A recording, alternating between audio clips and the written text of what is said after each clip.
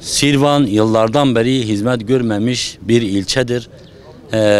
Son 11 yıldır siyasi olarak Hüdapar ilçe başkanlığı yapıyorum.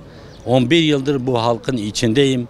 Silvan halkının ne hizmetler istediğini çok iyi biliyorum.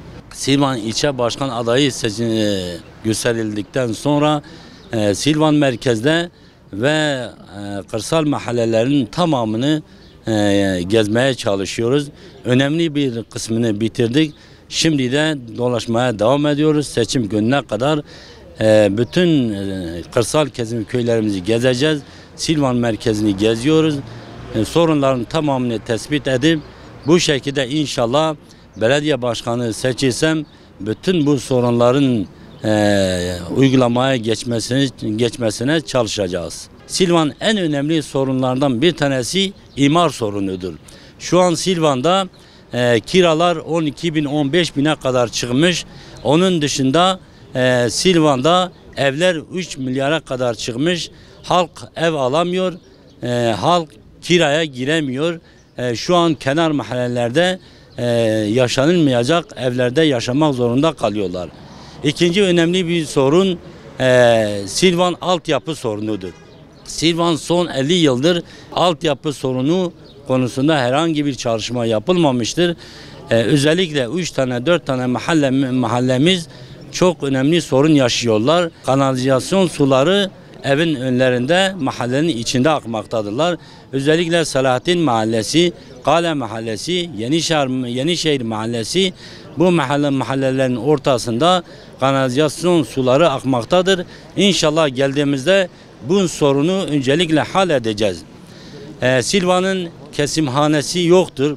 Silvan kesimhane olmadığı için hayvanlar kasaplar çarşısının ortasında kesilmektedirler. Hayvanlar gidip Bismil'de veya değişik yerlerde kesilip bu şekilde dükkanlara, kasaphanelere getiriyorlar. İnşallah gelsek kesimhaneyi yeni modern bir kesimhane yapacağız. Kasaplar çarşısı gerçekten Silvan'ın bir ayıbıdır. Gelsek inşallah kasaplar çarşısını yıkıp yerine çok modern güzel bir kasaplar çarşısını inşallah inşa edeceğiz. Ayrı bir projemiz Silvan'da çok sayıda fakir ve kimsesiz yaşlılarımız vardır. İnşallah Silvan'da bir aşevi inşa edeceğiz. Bu aşeviyle fakirlerimize ve yaşlılarımıza, kimsesiz insanlarımıza inşallah sıcak yemek götüreceğiz. Silvan'da üniversite vardır. Bu üniversitede yaklaşık 200 öğrenci okumaktadır. Bu öğrencilerin çoğu Diyarbakır'a gidiş geliş yapmaktadırlar. 200'den en azı 150 kişi Diyarbakır'a gidip geliyorlar. İnşallah biz belediye başkanı seçirsek modern bir yurt inşa edeceğiz. Bu öğrencilerin burada kalmalarına inşallah imkan sağlayacağız. Silvan'ın suyu çok kireçli sudur. İnşallah biz gelsek proje olarak arıtma sistemi kuracağız. Silvan artık temiz bir su içmeye başlayacak. Silvan halkı temiz bir su içmeye başlayacak. Diyarbakır Caddesi öz geçit olmadığı için, tel örgü olmadığı için onlarca kazaya sebep olmuştur. Bundan dolayı inşallah biz gelsek Diyarbakır Caddesi üzerine cadde boyunca 3-4 tane üst geçit kuracağız. Bu kazaların olmasına engel olacağız inşallah. Silvan'da 2200 metrelik bir surla kaplıdır. Normalde çok kadim bir ilçedir. Fakat şimdi surlar diye bir şey kalmamış. Hepsi yıkılmış durumdadır. İnşallah bu konuda da gereken girişimleri yapacağız. Turizm Bakanı'yla irtibata geçeriz. Bu surların yeniden inşası ve yeniden eski haline alması için elimizden gelen çabayı inşallah göstereceğiz. Ayrıca uyuşturucu ile alakalı çok önemli çalışmalarımız olacak. Silvan'ın birçok gençleri, çocukları uyuşturucuya bulaşmışlar. Bu uyuşturucu yaşı 8-10 yaşına kadar inmiştir. Islah evi dediğimiz yer inşa edeceğiz.